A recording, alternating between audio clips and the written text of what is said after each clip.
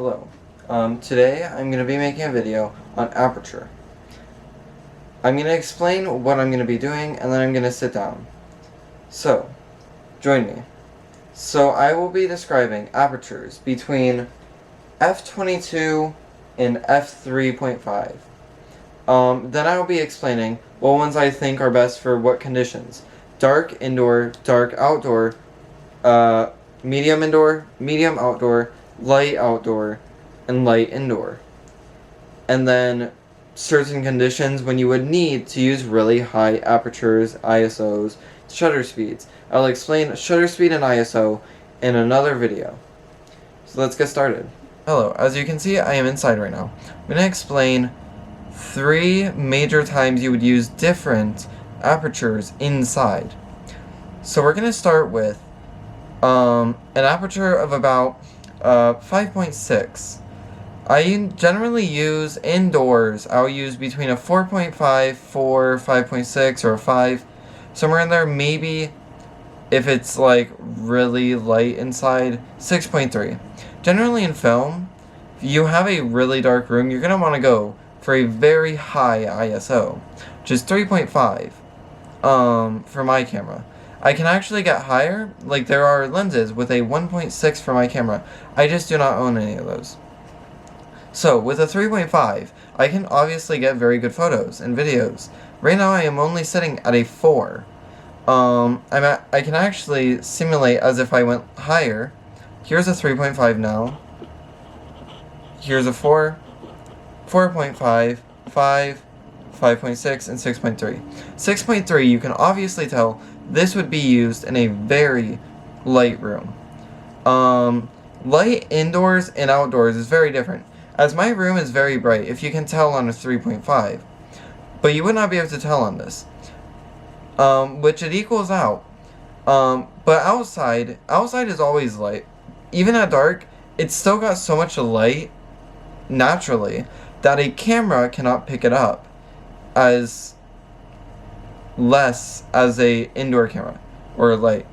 Indoor lighting, cameras pick up less. There's probably some scientific reason why, but outdoors cameras pick up far more. So you can actually do this, like if it was truly this dark outside, you could go for like a 9, an f of 9, and you could probably still see like everything so clearly. You actually, during the daytime, are going to want to go between a 16 and 22 is what I use. Sometimes if I'm recording, like, or videoing in a part where, like, I'm recording with the camera under a bush, that's going to block light getting into the sensor. So you're going to want to use a 14, 13, or 12. If it's really, really bright outside, definitely do it 18 to 22. Now, 22 is normally unnecessary because it's going to make your photos very, very dark.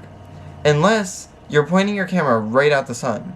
If you're doing that for like a scene or something, you're going to want a 22. You can destroy your lens and everything. So, I'm going to explain more about outdoors once I get out there. Hello. Now I am outside. Oh, let me focus it. Hello. Now I am outside. So, I'm going to show you how lighting outside goes far different than inside. Because right now, I am on a f3.5, but my garage light's on. It is almost completely dark out right now. Obviously, during dark, it's going to act more like interior. But this out here, the light out here right now is acting way more like interior at full brightness than outside. Now, if I went to this as if I was not outside, if I went to like a 10, this would be the general look that we would be getting. And it is very dark. But then if we go down to like a 3.5 again, this looks much more like inside and it's night. Obviously you can actually bring the entire aperture way like down to an f8, and you still get a very good image at 6400 ISO. The crazy part about my camera is it has a very good ISO system. Most cameras at 6400, everything would be pixelated right now. And yes, it is very grainy is what it's called, but it is basically as grainy as interior is if you have 800 ISO at very dark. Now, I believe I could actually go way higher than this. My max ISO is 6400 right now. Okay. But this is just to show you how outdoor lights react way different compared to indoor lights. So let's go back to the desk. Hello, we are back in the studio. So you can see that outside and inside were very different light terms. Inside this is full bright and I have to have my camera on like 3.5 to 5.6. I have my ISO way too high for indoor. Why is it so dark? Hold on.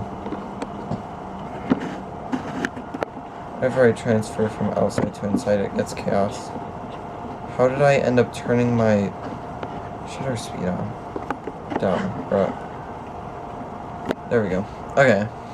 I do not know how I ended up changing my shutter speed, but that means outside was actually at 125th shutter speed as well, and I don't know how it got there. But that just shows you how much more light gets in, because I was recording at 3 times the speed I am right now for shutter speed. I normally do 1/50th for 24 frames per second video.